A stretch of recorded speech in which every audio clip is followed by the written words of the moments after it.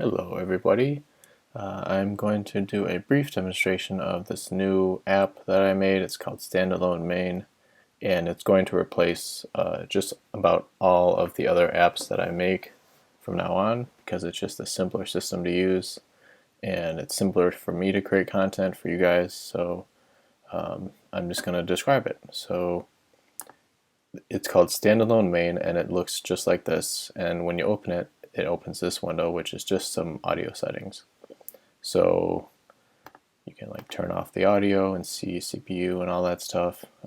This you can basically ignore. If you know how to use this stuff, great, but this is not essential. Basically just this output device. And then inside this, you can go to File or just hit Command or Control O to open just about any Max patch or Max collective is what I'll be making from now on. And these are much smaller in size. You can see like that's 10 megabytes. So you can have as many, you can have like a ton of different Max patches or collective files.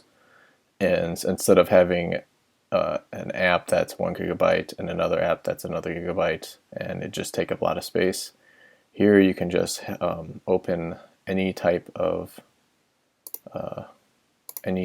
file you want. So I'll just like choose like this. This is just a random. It just does some graphing for you, and then you can open like another one if you want. Let's try this one. So you inside of this StandaloneMAIN, you can open what appears to be an unlimited amount of patches. So and this is totally legal. You know, Max does this, and they said it's okay, so it's definitely fine.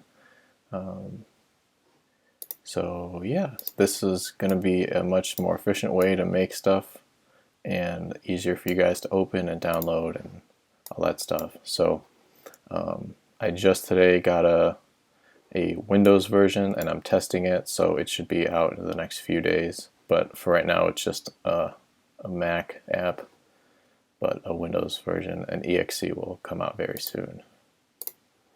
So yeah, hope you guys enjoy this, and thanks for watching.